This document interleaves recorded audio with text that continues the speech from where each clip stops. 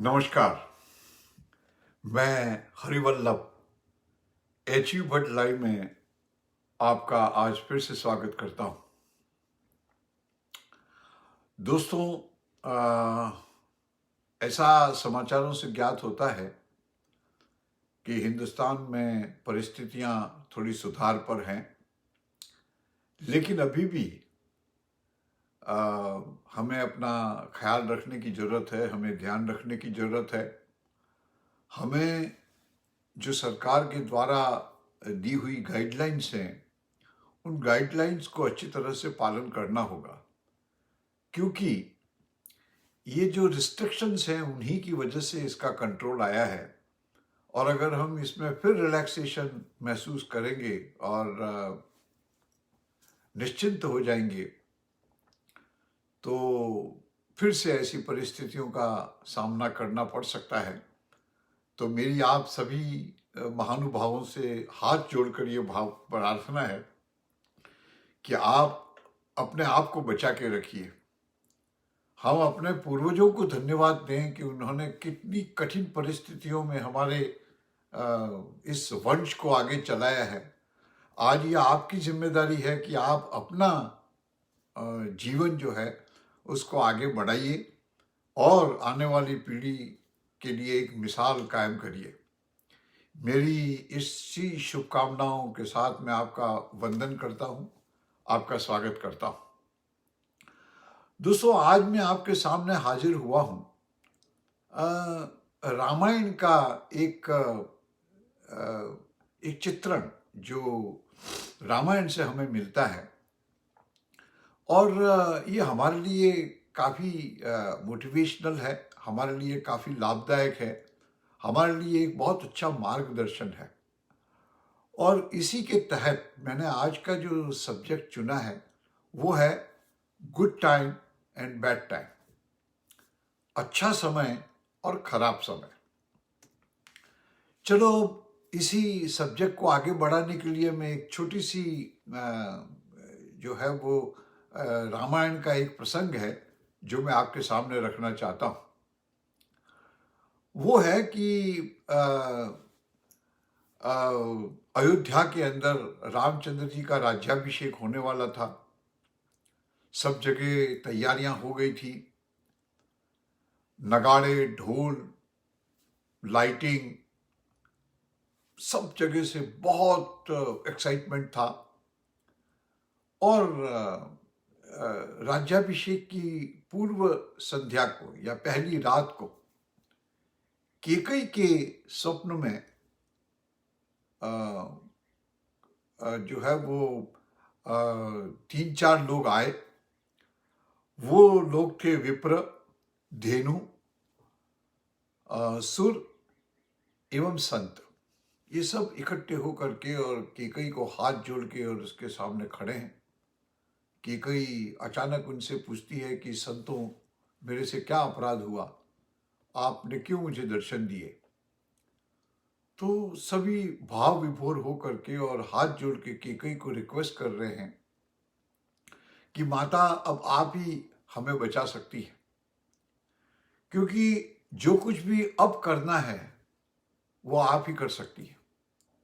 हम सब ने ये निश्चित किया है कि इस घड़ी को संभालने के लिए हम आपके शरणों में आए हैं, आपकी शरण में आए हैं।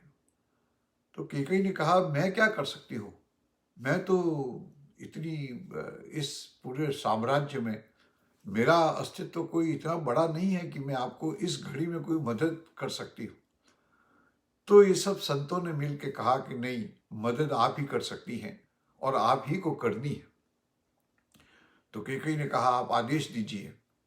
तो उन्होंने कहा कि देखिए, राजा दशरथ तो पुत्र के मोह में पड़ गए हैं और वो रामचंद्र जी के राज्याभिषेक पर अड़े हुए हैं, और अगर रामचंद्र जी का राज्याभिषेक हो गया तो बहुत बड़ा एक मिशन है, वो मिशन फेल हो जाएगा। तो कैकेयी ने कहा, कौन सा ऐसा मिशन है जो फेल हो जाएगा? कि एक्चुअली देखा जाए तो रामचंद्र जी का अवतार ही इसलिए हुआ है कि सदियों से कितने लोग उद्धार के लिए उनके अवतार की प्रतीक्षा कर रहे हैं, और अगर वो राज्याभिषेक के साथ अयोध्या के राजा बन गए तो वो ही विल बी कंटेंटेड, वो अयोध्या तक ही सीमित रह जाएंगे, और जो इतना बड़ा कार्य जो उनके अवतार के लिए सुरक्षित रखा गया है वो खत्म हो जाएगा और ये अवतार बेकार चला जाएगा। इसलिए ये जरूरत है, समय की मांग है कि रामचंद्र जी वनवास जाएं, और हजारों लोग जो उद्धार की प्रतीक्षा में उनकी राह देख रहे हैं उनका उद्धार हो सके। वो तभी संभव है जब रामचंद्र जी को वनवास में जाना हो। और दशरथ जो है वो इस चीज को जानते हैं, उनको इस भविष्य की जानकारी थी, लेकिन आज वो पुत्र मोह में इस चीज से अपने आप को दूर कर रहे हैं। अब हम आप ही की शरण में आए हैं, आप ही कुछ करिए। दोस्तों, ये बात जो है वो यहाँ पे आके थोड़ी सी अलग हो जाती है, क्योंकि केकई इतनी बुरी नहीं थी कि केकई ने कहा कि एक्चुअली ये सारी चीजें आप मेरे से क्यों कह रहे थे, कि बोले आप ही ये काम कर सकती हैं और किसी के पास इतनी समझ नहीं है, इतनी समझदारी नहीं है, और जो समझदारी आपके अंदर है वो आप हमारी बात को सही तरीके से रियलाइज कर सकती हैं, और आप ये डिमांड कीजिए कि रामचंद्र जी को वनवास मिले। अब केकई की आंखों में आंसू आ गए और केकई कहने लगी कि संतों, आपको मालूम है आप मेरे से क्या मांग रहे हैं, कि दुनिया ये कहेगी कि केकई ने भरत के लिए राम को त्यागा, लेकिन हकीकत ये हो जाएगी कि मैंने राम के लिए भरत को त्याग कर दिया। क्योंकि एक बार रामचंद्र जी अगर वनवास चले गए तो भरत मुझे कभी भी मां के तौर पे स्वीकार नहीं करेगा। समाज की बात तो अलग है, इतिहास की बात तो अलग है, आने वाले समय में तो मैं बदनाम होंगी उसकी मुझे चिंता नहीं है, लेकिन मेरी चिंता यह है कि मैं अपने ही पुत्र से अलग हो जाऊंगी। लेकिन संतों ने कहा कि ये दुख तो आपको सहन करना ही पड़ेगा, उसके चाहे जो भी रिफरकेशंस हों, इसके जो भी परिणाम निकलें, लेकिन ये कार्य तो आपको करना ही होगा। तो ये कार्य जो है वो केकई ने किया, उसने जिम्मेदारी ली और रामचंद्र जी के लिए वनवास मांगा। उस समय भरत के विलाप को भी रामचरितमानस में बहुत अच्छे तरीके से उसको दर्शित किया गया है कि गुरु वशिष्ठ के पास जब भरत जाते हैं, वो कहते हैं कि ये अनर्थ क्यों हो रहा है, तो वशिष्ठ कहते हैं कि सुनहु भरत भावी प्रबल, सुनहु भरत भावी प्रबल, बिलस कहे मुनिनाथ, हानि लाभ जीवन मरण, यश अपयश विधि हाथ। कि जो भविष्य लिखा गया है वो किसी के हाथ में नहीं है। हानि लाभ जीवन मरण, यश अपयश विधि हाथ। तो जो कुछ भी हो रहा है उसमें आपका कोई इतना महत्व नहीं है। समय की मांग आपको उस हिसाब से ढालती है, और समय अपने आप आपसे कुछ मांग करता है, और आपको नतमस्तक हो करके और समय के सामने झुक करके और उसे स्वीकारना ही आपके लिए एक ऑप्शन बचता है। तो वशिष्ठ की इस बात को ध्यान में रखते हुए हम इस वार्ता को तो यहाँ पूरी कर सकते हैं, क्योंकि लेकिन हम इसके आगे की बात अगर हम कहें कि what is the moral of the story, ये जो पूरी वाकया जो मैंने आपके सामने बताया उसके पीछे का मॉरल क्या है, उसके पीछे की कहानी क्या छुपी हुई है। सबसे बड़ी बात जो इसमें समझ में आती है वो ये है कि there is no good time and bad time. कोई समय अच्छा या कोई समय बुरा नहीं होता है। ये समय अपने आप चलता रहता है। समय की मांग अपने समय के हिसाब से बदलती रहती है, और हम उस परिस्थिति में अपने आप को एक ऐसे बंधन में पाते हैं कि हमें कार्य करने के अलावा और कोई रास्ता नजर ही नहीं आता है। हमें जो काम दिया गया है वो तो हमें पूरा करना ही करना है। अब उसको मनस्थिति आपकी ऐसी है कि ये बैड टाइम है, मनस्थिति ये कहती है कि अब मेरा अच्छा समय आ गया है, लेकिन ऐसा कुछ भी नहीं है। There is nothing like bad time and good time. अगर रामचंद्र जी को वनवास नहीं मिला होता, अगर रामचंद्र जी, एक मिनट के लिए हम ये मान लें कि रामचंद्र जी अयोध्या के राजा बन करके और वही बैठे होते, तो आज इतने बड़े मैसेज की कमी रह जाती। रामचंद्र जी खुद राम नहीं बन पाते।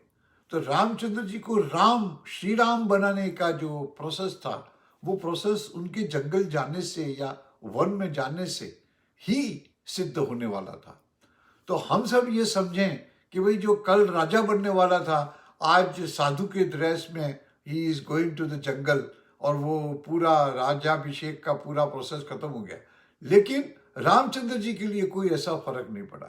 जब दशरथ ने कहा कि तुम्हें राज्याभिषेक के लिए तैयार रहना है, तो उन्होंने कहा जो आज्ञा। और जब उसको कहा गया कि अब आपको वनवास के लिए जाना है, 14 साल के लिए जाना है, तो उन्होंने स्वीकार कर लिया। स्वीकार करना ही हर मनुष्य का एक ऑप्शन उसके पास बच जाता है, वही उसका कार्य है। तो हम ये समझें कि वो गुड टाइम से बैड टाइम में चले गए या बैड टाइम से फिर गुड टाइम आए, नहीं है। Everything is good, everything is not bad, but everything is good, because what ever is happening for good. तो रामचंद्र जी को श्री राम बनाने के लिए उनका जंगल में जाना बहुत जरूरी था। ये मोटिवेशन अगर आप साथ लेकर के परिस्थितियों का सामना करेंगे, तो आपके अंदर जो है वो कर्म योग की भावना जो है वो बढ़ती है, और उसके हिसाब से आपका कार्य सिद्ध भी होता है। तो एक बात और समझें कि bad time is what? Bad time एक अपॉर्चुनिटी है। आपके पास जब खराब समय आता है, तो आपके पास एक अपॉर्चुनिटी बनती है कि आप उसमें से कैसे निकलेंगे। क्योंकि बैड टाइम तो हर किसी के लिए आ सकता है। बड़े बड़े सम्राटों का भी बैड टाइम आया है, बड़े बड़े महानुभावों का भी बैड टाइम आया है। Bad time is a time to test your competency and capabilities. आपके लिए एक मौका मिला है कि आप कैसे प्रूव कर सकते हैं। दुनिया में जितने भी बड़े आदमी बने हैं, जितने भी बड़े हाईली प्रोफेशनल बने हैं, उनके इंटरव्यू में ये नहीं पूछा जाता है कि तुमने कितना फायदा करवाया या तुमने कौन सी अच्छी अच्छी चीजें की। उनसे ये पूछा जाता है कि तुम्हारे जीवन में सबसे खराब टाइम कब आया और आप उसमें से कैसे निकले। अगर खराब टाइम आया और आप उसमें से कैसे निकले, ये ही दो चीजें ऐसी हैं जो आपको बड़ा बनाती है, और यही दो चीजें ऐसी हैं जो कॉर्पोरेट लेवल के इतने बड़े बड़े दिग्गजों से अपेक्षा की जाती है या उनसे पूछा जाता है। इसलिए bad time is nothing but it is an opportunity. Facing problem is not important. आप प्रॉब्लम, गौरव, मैंने अपने जीवन में बहुत प्रॉब्लम फेस किया। Facing problem is a process, ये तो चलता ही रहने वाला है।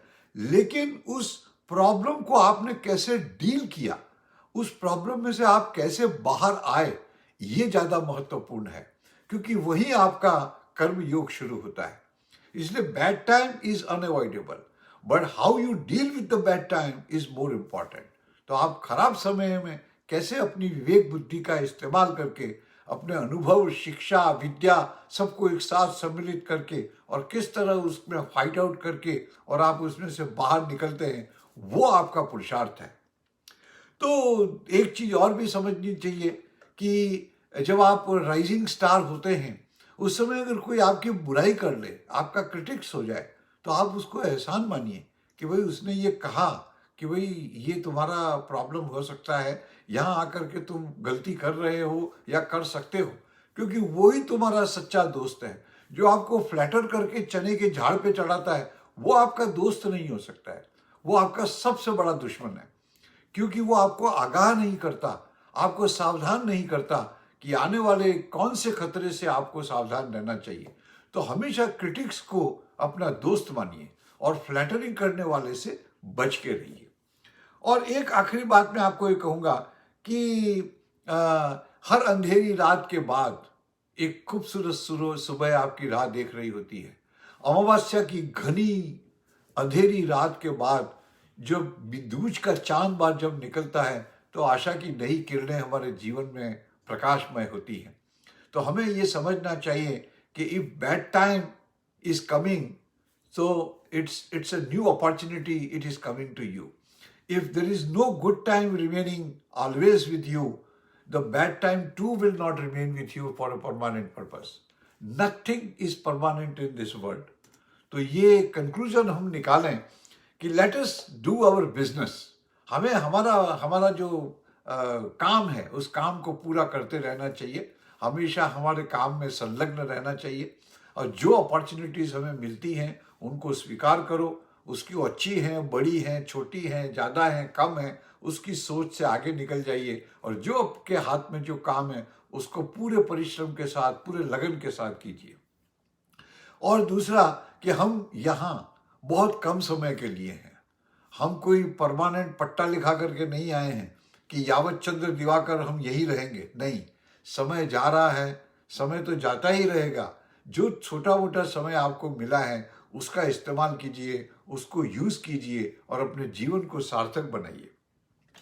और एक मान के चलिए कि क्योंकि समय कम है और बहुत सी चीज़ें करनी हैं, तो हम जल्दी से जल्दी अपने काम पर लगें और अपने कार्य को जल्दी से जल्दी पूरा करें, सही तरीके से पूरा करें, योग्य तरीके से पूरा करें। हम यहाँ हैं तो हम किसी न किसी मकसद की वजह से हैं, हमें किसी न किसी काम की वजह से इस दुनिया में जन्म मिला है। हम उस काम को पहचानें, उस मिशन को पहचानें और उसको जल्दी से जल्दी अच्छे तरीके से पूरा करने की कोशिश करें।